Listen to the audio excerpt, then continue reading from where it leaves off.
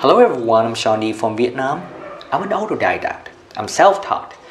And I love to share with you guys, my fellow netizens, things that I've learned from reading books, from other people, and of course, from my own learning experience about a variety of topics like learning English, time management, productivity, diet, exercises, you name it, all good stuff.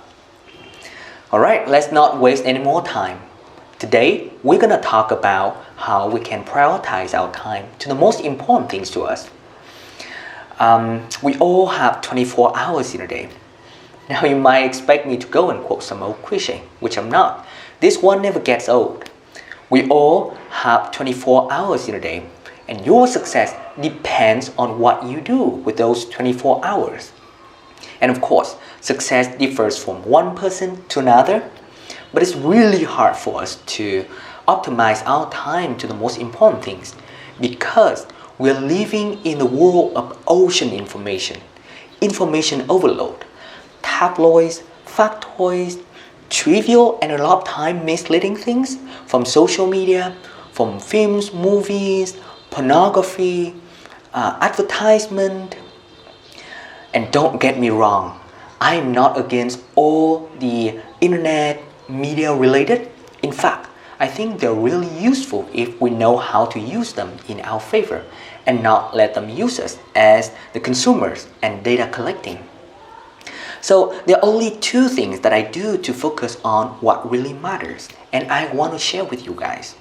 The first thing is to decide and state clearly the things that really matter or the most important things to you and prioritize your time to execute them. Well, in different times, different situations, different stages in life, or as age advances, we'll have different priorities. For example, when I just graduated, it was so important for me to find a job that can offer me the opportunity to learn new skills in my field. But for now, achieving economic stability is one of the tops of my list. Now, once you have a list of, say, top 3 priorities, I don't know, achieving something, right? Like advancing your English and get a band 8 in the IELTS exam, gaining 10 kilograms this year, or read 5 great books this month. The more detailed, the better. You have clear goals to move forward. The destination is there. The goal is there. It keeps you from the trap of confusion and follow whatever the internet or someone offers you to do. And we all know that if we want to achieve something, we have to sacrifice our time and energy to fulfill it, right? We can't just have it all at once. Furthermore, having clear goals also prevents us from comparing ourselves to all successful people from all different areas out there. I mean, if you're a guitarist and you're really focusing on leveling up your guitar skills or your improvising skills on guitar, you don't have the time and energy to compare yourself to a football player, right?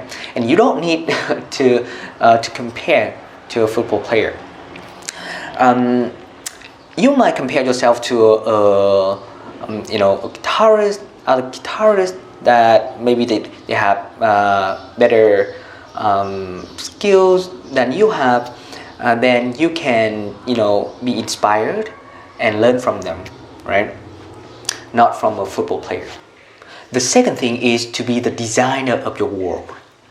Now, as we've already mentioned, the internet can offer us tantalizing experiences, maybe experiences that we never have in reality.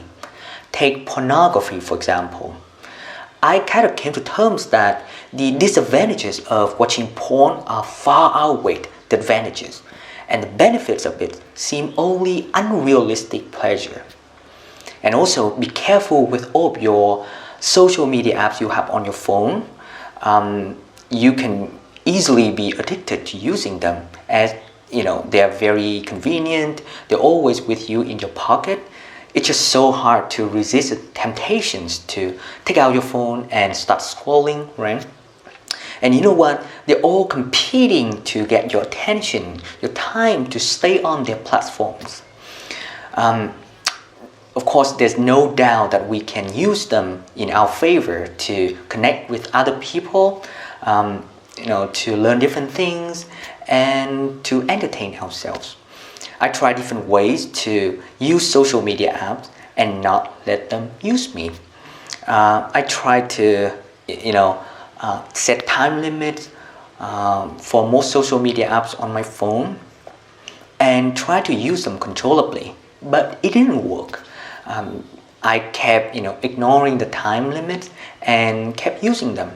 So I've already deleted all the social media apps from my phone exactly because I was using them compulsively. Instead, I used social media on my computer, and all of a sudden my concentration has improved dramatically.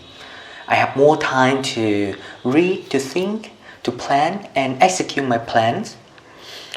Alright, let me reiterate the two things that have helped me to prioritize my time. The first one is to create my priorities list. Now, you can set aside 10 minutes to think and write down the most important things to you, right? The second one is to create my environment to stay focused on my priorities. Well, my way, I've already deleted all social media apps on my phone.